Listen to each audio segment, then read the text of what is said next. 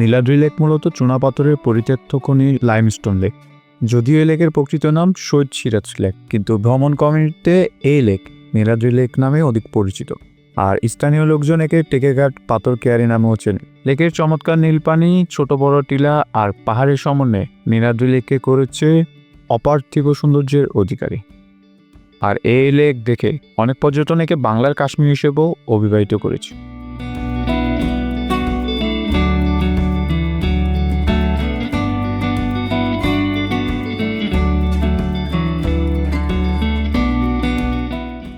সামনে উঁচু উঁচু সারিবদ্ধভাবে যে পাহাড়গুলো দেখতে পাচ্ছেন, ওগুলা মূলত ভারতের অংশ, মেঘালয়ের পাহাড়। আর যেটা দেখে অবশ্য আমাদের একটু হিংসে হয়েছিল, এত সুন্দর পাহাড়গুলা ভারতের অংশে পড়েছে। যদি আমাদের অংশে পড়তো তাহলে আমরা চাইলে ওখানে অনায়াসে যেতে পারতাম, বাট ওখানে যেতে হলে আমাদের পাসপোর্ট আর ভিসার প্রয়োজন। সেক্ষেত্রে আমরা আসলে দূর থেকে দেখে পাহাড়গুলার সৌন্দর্য উপভোগ করছিলাম।